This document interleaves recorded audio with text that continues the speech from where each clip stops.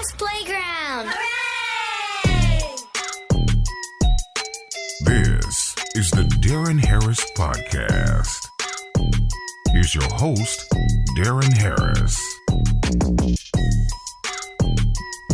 What's good, y'all? Welcome back to the program. I'm your host, Deron Harris. This is my podcast. Thank you for joining me this week. What's happening, man? Hopefully everybody is having a good week, man. I'm here in Chicago with my wife. We are having a fucking blast. Despite all of the news that everybody has heard about the occupation of, or the military occupation of Chicago, I haven't really seen a whole lot of what the administration is talking about. Now, I do know that there's crime here, and I got friends here, and I have family here. Well, my wife has family here, which I guess would make them my family now, but I got friends and family here that constantly talk about the way that Chicago is, and the crime rate in Chicago, and the homicide rate in Chicago, and the gang violence in Chicago. There's a lot going on. I'm not gonna deny it. I'm not gonna sit here and pretend like it don't exist or front like, oh yeah, it's not bad, because it is bad. Anytime you have a high crime rate, it's bad. The question is do we really need to have these military personnel walking the streets of Chicago trying to bang heads? And the answer, which was in last week's episode, I don't think that it's necessary to have the National Guard come to Chicago to regulate, especially in the realization that the crime rate in Chicago is actually on a downward trend. So, in my opinion, while the National Guard definitely does, I guess, show force, for lack of a better phrase, it's not necessarily needed.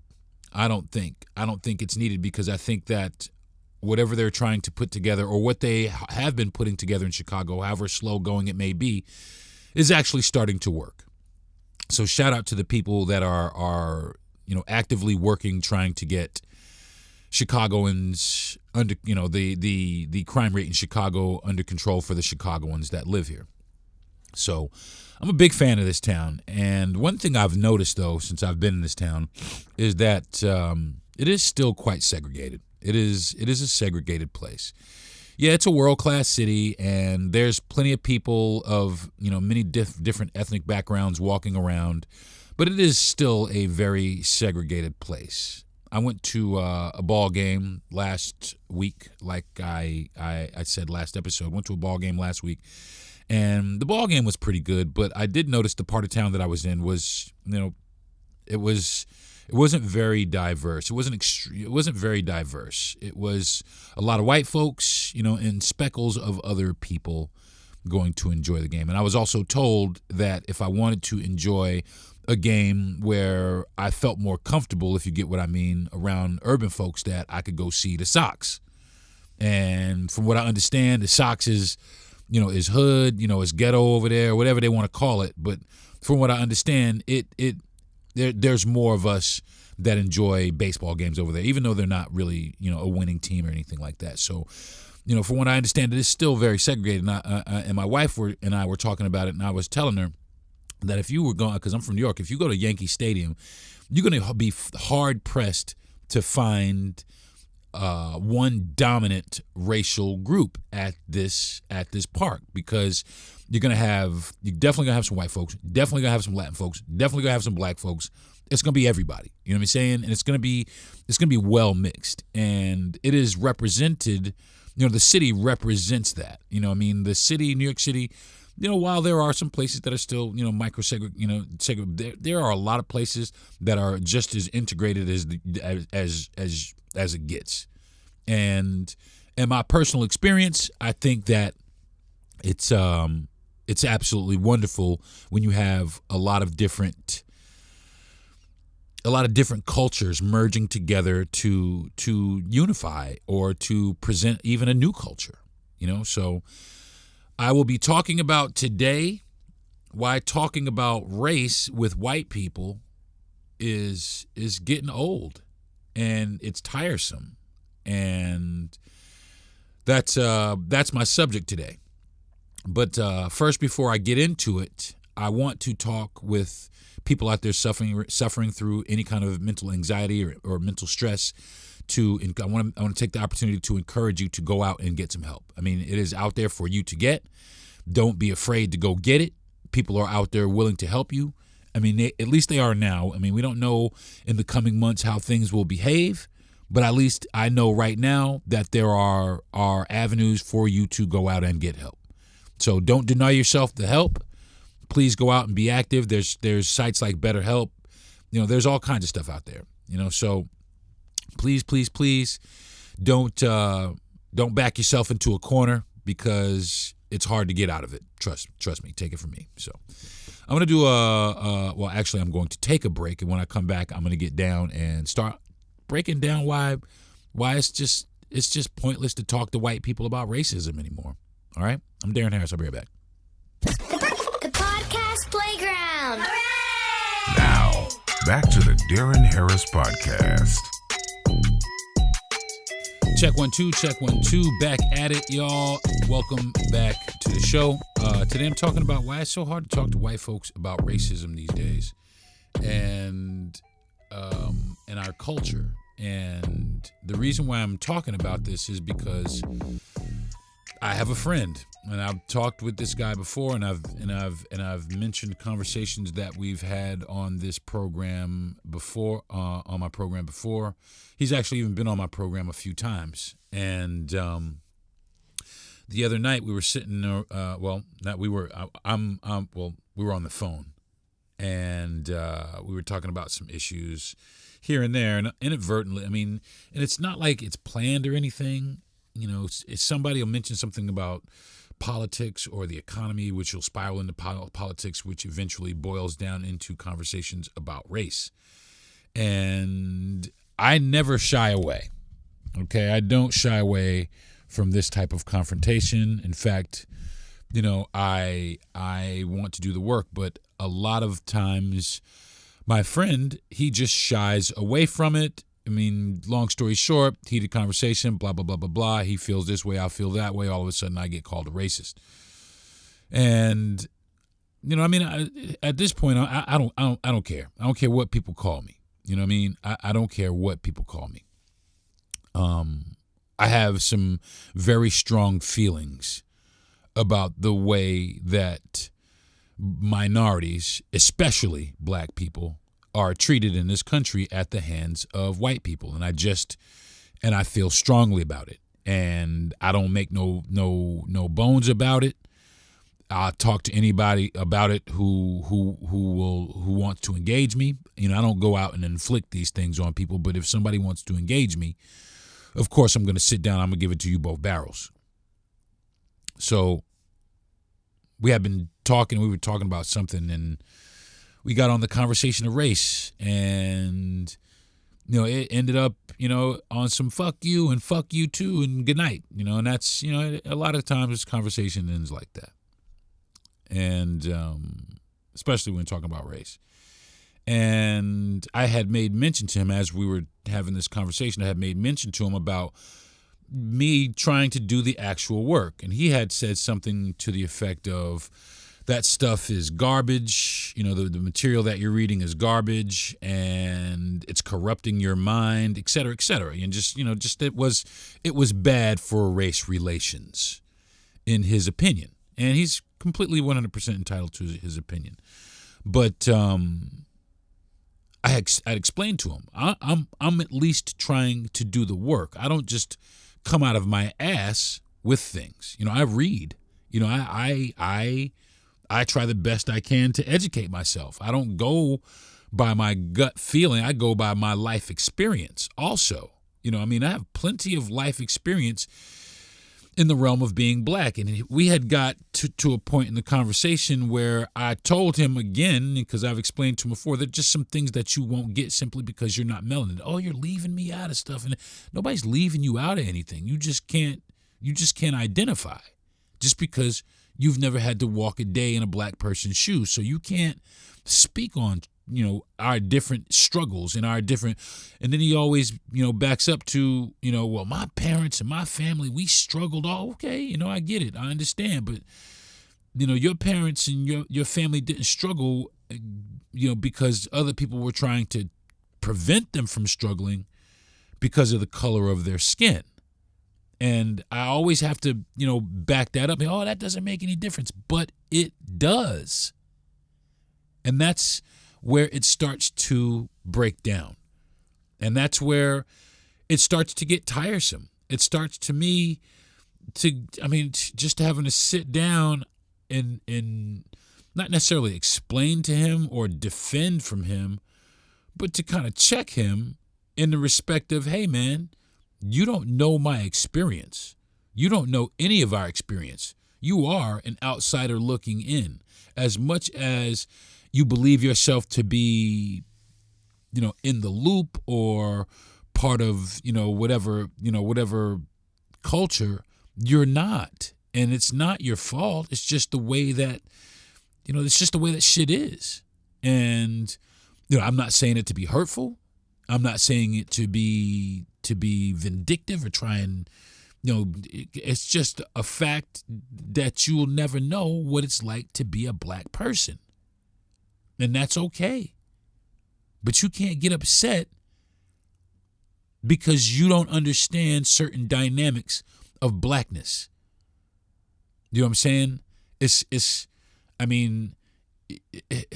not some sort of secret club that you're being omitted out of. And I need you to understand that. I need white folks to really understand that. You understand what you want to understand, but I'm just giving it to you, from the perspective of a black person that has to continuously talk with he's my best friend. You know what I'm saying? And it's real difficult to tell him that he will never understand these things because he is not black, and he get upset because of it. He just gets mad about it. And I try to tell him, hey, dude, it's nothing personal. I ain't trying to keep you out of shit. It's just the way that shit happens to fucking be. It's not my fault. It's not your fault. It's just where they are.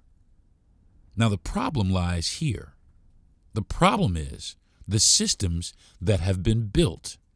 Okay? That is where the problem is the greatest, is in these systems. Because there are systems that have been created to prevent me from succeeding, but also to help you succeed. And that's where the breakdown comes, because a lot of times that's denied or overlooked, or similar to what's going on in Chicago with the crime. There is crime in Chicago, yes, most definitely. There's a lot of crime in Chicago, yes, most definitely. But a lot of the reasons that there's crime in Chicago is because of political legislation against these people, against these marginalized communities. And that's the truth. It's just what it is. And in that, I'm not upset with my friend, and I'm not upset with all white people, but I am upset with the white people who put this in place. And it just so happens that they're white people. And I didn't do that, but it tells me a lot about particular types of white people and what they're capable of, and the extreme hate that they feel. It's a hate that they feel towards minorities, or it's a fear that they have of being surpassed. So they have to put in safeguards in order to keep them on top. That's fabricated. Them being afraid that they're going to sink to the bottom, that's their own insecurity. And why are people insecure? Why do people get that way? Why do people turn into haters? Because they have feelings of inadequacy. They have feelings of doubt about themselves. And that's just the way that it is. Again, I'm not trying to be, I ain't trying to be that dude. I ain't trying to be like, but it just is what it is, y'all. You know what I'm saying? Now, with that being said, I will not let a lot of these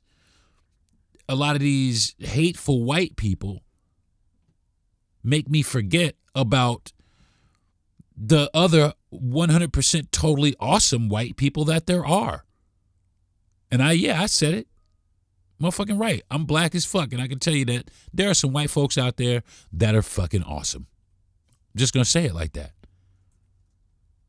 Because they do see color, and they do recognize their privilege, and they do know, and they also recognize that it's wrong, and they actively fight against it. They sympathize, and they help organize. You know, they speak up. You know, oh, we don't need white saviors. No, but we do need white people to tell other white people to calm the fuck down, though, because they don't really seem to listen to us. So it's not necessarily like someone is being a white savior. They just know injustice when they see it, and they're not afraid to speak out to their own people about it. They're not afraid to call the motherfucking kettle black. And they feel it, and they recognize their privilege. I have several friends, and I've told a few stories on my podcast about several, these friends that have recognized their privilege, and every time when they shut it down. They shut it down, and they make effort to bring that to light and say, hey, listen, this is wrong. And they do a wonderful and fantastic job about it. My producer is my other best friend. And we joke all the time. He's blonde hair and blue eyes, but he's the only blonde hair, blue eye, black content creator that I know, because he helps me create my content, and it's just the truth. He helps me create my content because he cares. He helps me amplify my voice. He sends me inflammatory content. He asks me every day, when are we going to have National Black American Day? When we gonna have that? We have American Indian Day. When we gonna have we have National Italian Beef Day. We have we have all kinds of days, but we don't have. And he's the biggest proponent for it in the world, and I appreciate that from him. And I'll never shut down anybody who wants to take up that mantle. I'll never, regardless of what race they are, because I have friends of other races that do that as well. That stand, and as a direct result, I champion for them as well. Like, I'll stand up. I've said on social media. I've also said on my podcast. I stand with Puerto Rican people. I stand with Latin people in general, but I definitely, I stand with Puerto Rican people because they've always stood with us. There's almost like this rivalry between black folks and Puerto Rican folks. And it's a friendly rivalry we always have. I mean, maybe I speak from the dynamics of a New Yorker, but there's always been this friendly rivalry. There's sometimes even, we done crossed the line a couple of times, but we check each other, man. And at the same time, Puerto Ricans especially, they always there for us. And we're there for them as well. You know what I'm saying? So one of the things my friend and I were arguing about was children and being sexually assaulted. And we had come across a story that I was talking about not too long ago about some black children that were found in the county that I was living in Florida. Some black children they were found in this county. And, well, I guess it's the county that I live in. That's where my address is. I'm on vacation. But the county that I live in, there were some black children that were being held, and they were forced to do manual labor. And a few years earlier, there were some other children found in West Virginia who were, had been adopted by the, through legal channels, and these children were pushed into slavery. And that's bad. Now, he was talking about other kids, and I told him, I said, hey, man, I care about all kids, but especially little black kids. And he took offense to that. Now, his argument is, it's all kids. You should care about all. I do care about all kids, and I prerequisite. I care about all kids, but I ended it with especially little black kids. And let me tell you why I believe that he should understand my perspective. And for no other reason than I once was a little black child. I'm a black man. And to see other little black children in this predicament, especially after my people's history in this country, it hurts me to a point where it starts to break me. And I'm not of these other ethnicities or these other races. So I don't know about their plight or their struggle, but I know about mine. I know about my people. I know that my grandfather was a slave. I know that. I know that. I know that I am a direct descendant of slaves. I know that. So for me to say specifically that I care, I care for black children especially is going to have to be something that people are going to have to get. They're going to have to understand that. And I'm sorry that you don't. And if you don't, hey, do the work. Do the research. So I'm going to take a quick, fast break, and I'm going to tell you about some research I've been doing. This is the Deron Harris Podcast. I'll be right back. The podcast playground. Hooray! Now, back to the Deron Harris Podcast.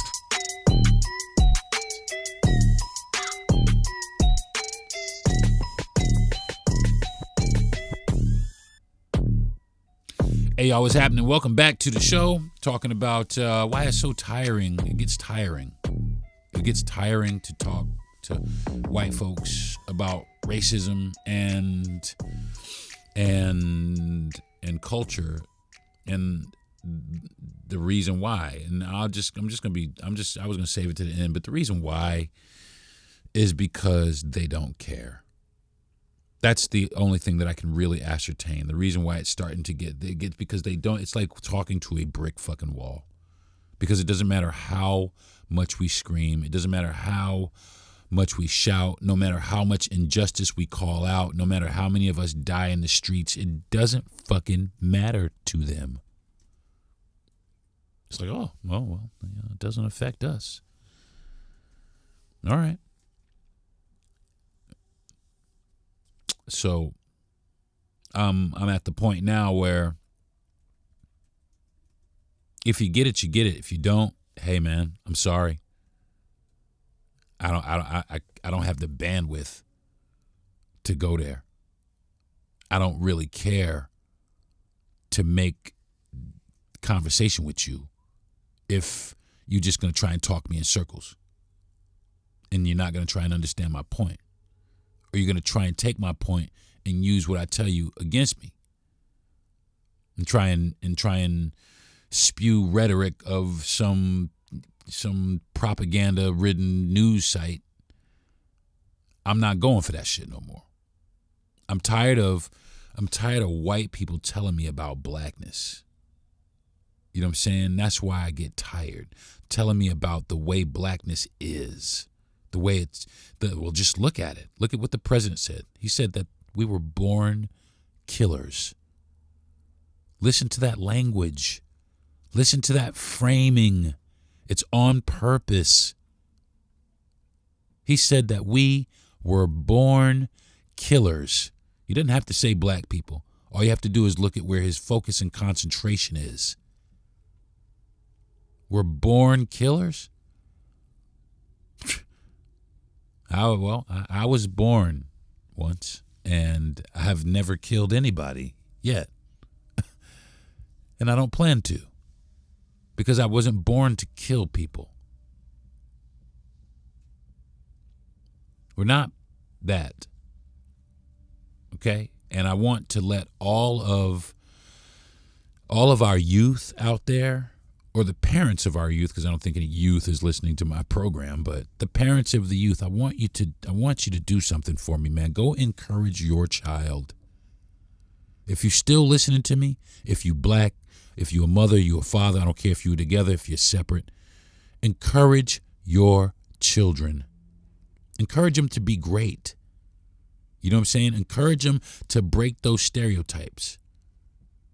Encourage them to do what Taylor Townsend, the tennis player, did in the face when that lady, the other tennis player, called her stupid.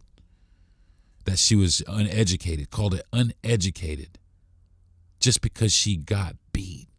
This black chick beat her ass. Let me tell you how uneducated she is. Because she wasn't getting her own deals. She wasn't getting her own sponsorship deals. She made her own clothing brand. And now she's on fire. Now she wears her outfits and uniforms to her very own line. And that's how uneducated she is. That she went out and made her own brand to wear, to showcase as she plays on television in front of millions of people. That's how uneducated this black woman was. Feel me? So that's another reason I'm tired. Because I'm tired of them, in the face of us doing great things, diminishing that. Attributing our success to a hoax or a fluke. Like we don't have intelligence. Like we are incapable of being intellectual. It's laughable to me. And that's another reason it has just become, it's so tired to keep proving you motherfuckers wrong. I'm so tired of it. No, black people aren't really educated. That's the most ridiculous shit in the world. As black women are the most educated sector of our population in the country, and they are just seething about that. How can this be? Simple, because black women have determination. And Latin women are right there with them. Bam! They got determination. They got determination. They don't lean back. You know what I'm saying? And shout out to all the black women out there, still on that journey. Shout out, listen, I'm gonna tell you like this. As hard as they make it for motherfuckers to go to school now, listen, shout out to everybody, any minority who can make it into a place of higher education, higher learning. But be careful what you're learning, especially these days, because they're going to start revising the history like a motherfucker, and be careful of that. And that's another thing that just is tiresome to me. They constantly changing history to fit and bend around their narrative and to show them as saviors, show them as, when they're just like everybody else. They're no better than anybody else. They have to continue to bend and warp and frame other people in such ways where we're demonized. Straight up now tell me. You know what I'm saying? You want to talk about the inner city crime in some of these cities, but let's not forget, we had another dude just run up and shoot up a church. You know what I'm saying? You know what I'm saying? We had like five little boys, or a few little boys at a party, try to put another little boy, a little black boy, in a meat grinder a couple weeks. They said it was a joke, but really? Come on, y'all. Why even joke like that? You know what I'm saying? It seems like the violence against blacks, against black people, is rising while the accountability is declining. You know what I'm saying? Accountability for those things are declining, and vice versa. So even in self-defense, And I want to talk to black men specifically, black and Latin men, shit, because y'all falling in this category now too. Be careful. Be careful, even in self-defense. Be clear. Make sure motherfuckers are recording everything you do. Because they letting everybody get away. And pretty soon they're going to start letting them get away with murder. Watch what I tell you. So, be careful. So I want to talk a little bit about, I want to switch gears a little bit, talk about some of the research that I've been doing and some of the things that I've been reading, and hopefully everybody, if you're into it, you'll do the same thing. You know, you'll go out and kind of seek these things. And I'm not really a huge reader, you know what I mean? You know, I do read, but for a long time I didn't read for a while, and then I was doing other shit, and then I was writing more than I was reading. I was reading what I was writing, and et cetera, et cetera. But I've recently just started getting back into reading things, like reading actual books. And I don't read like novels and shit like that. I read things that actually happened, or things that are actually going to give me some sort of education. You know what I mean? I don't read like, fiction. I don't do that. You know what I mean? I would like to get into some fiction, but I read more things that are going to teach me things. So I started reading this book. And let me grab it here real quick. It is by Beverly Daniel Tatum, Ph.D. Dr. Beverly Daniel Tatum. And it was a national bestseller. And this version of the book, it has been revised because it was an older book that was written again. And I think she kind of came back and did some work to it. But the book is titled, "Why Are All the Black Kids Sitting Together in the Cafeteria and Other Conversations About Race?" And it's got a lot of things, and I just kind of really started, going through it, reading. I think I'm on page 50. And already there's it is clear and evident there are broken systems. They talked about Ferguson and what happened in Ferguson with Michael Brown, and Obama's lack of response to a lot of stuff. You know what I mean? Just the way that some of these things regarding race and how it affects our community, and the lack of urgency from other communities to do anything about it, and our ability or our resilience to try and piece together and put together movements to help fight and combat against these things. They talked about a couple of colleges where some black students had been disenfranchised, and they formed an organization to help get the demands for our particular black people's culture to be more normalized on campus, and they rallied to get a lot of things that they were demanding. Just like I read another story about some Native Americans that did the same thing. And it's not just a book about black racism, because but although it is a book majorly about black white on black racism, but there is so many other avenues of racism, or so many other intersections of racism that we don't address regularly. And I think that all intersections of racism should be addressed, even racism of black people towards other races. Because that does exist. I've seen, people act like black people can't be racist. That's bullshit. That's super bullshit, if you ask me. I mean, there's some people that's just, but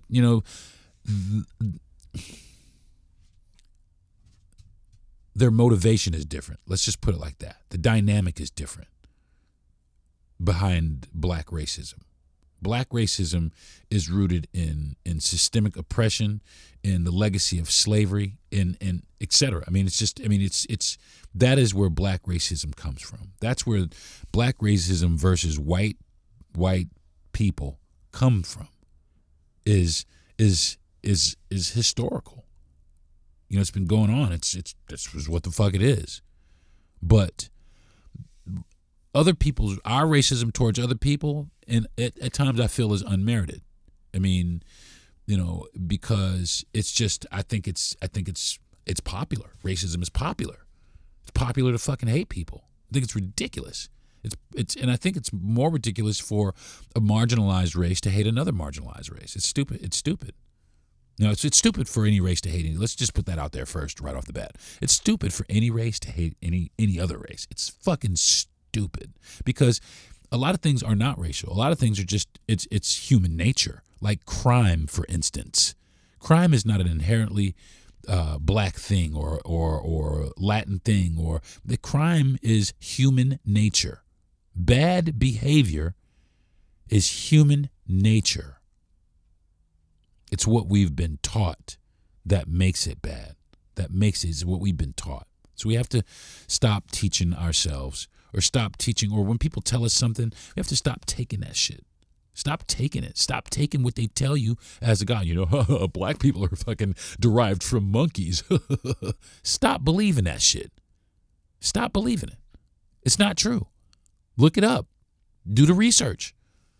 But people want to be people because they want a good laugh and they want something to hate. They want something to kick around on. So in that, if those people want to do that, black people being called monkeys, because I've been called monkey a million times, I don't give a fuck. Call me what you want. Watch me bust your ass at this other shit.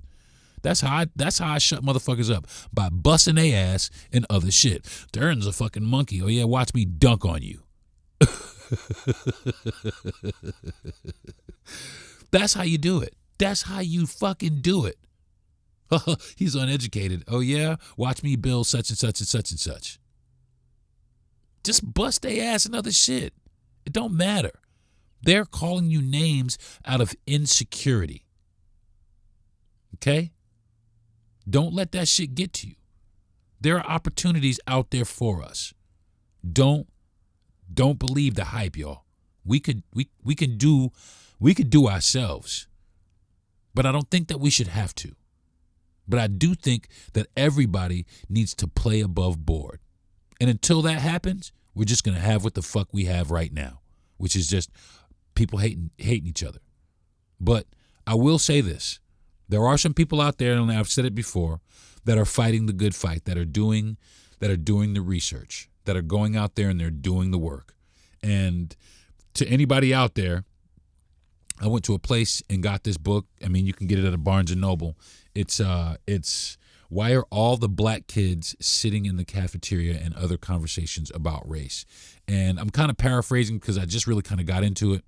So but it is so far a very, very interesting book about race and racial dynamics in school even. Even if you're a college kid, if you're a college student, college age, this is a good book. You should pick it up. So I think I'm going to leave this right here for right now and go out and enjoy some day, man. Go out and enjoy some people, because that's how you beat all this, man. By going out and just enjoying people. Just enjoy people for who they are. You meet somebody waves at you and says hi, wave back, man. Don't hurt you. But a lot of times, people screw face you when you wave, and that's okay too. It's just a loss for them, because at the end of the day, and this is for me. At the end, I know where I am. I know who I am. I know what I represent, and I'm not gonna let some uninformed person teach me or my kids, or tell me or my kids that we are born to be killers. I'm just not gonna do that. I'm not gonna subscribe to it. As a matter of fact, I'm not gonna give it any dignity, the dignity of a response or a rebuttal. I don't even care about what this man says anymore, really, because it's a farce. And the sooner that we all start believing that, the sooner we stop playing their game, the sooner we start winning for real, y'all. So who's with me? You ready to start winning? Let me know. So until then, listen, I do appreciate everybody dropping by the podcast, man. I really do, man. I want to thank my mother and my father. I want to thank my producer. I want to thank my man, Gentry Thomas. I definitely want to thank my baby doll, my wife. She's sitting over there working as hard as she can. And I want to thank all of you for listening to my podcast week in and week out. I know sometimes I babble on, but thanks for sticking with me anyway. I do appreciate it. And as long as you're here, I am trying to give you guys the best content I can give you. So as long as you're here, stick with me while I grow. I do appreciate you, and trust me, it'll get better. All right. So until next week, y'all, have a good week out there. Enjoy the last little bit of summer, man, because it is fucking over. It's starting to get cold out here in Chicago, so I'm gonna go out here and enjoy some Chicago before I have to fucking put a coat on. So until next week, y'all, have a good one. Peace. You've been listening to the Deron Harris Podcast. Subscribe to the show, give a good rating, and everything you need to know is at DeronHarris.com.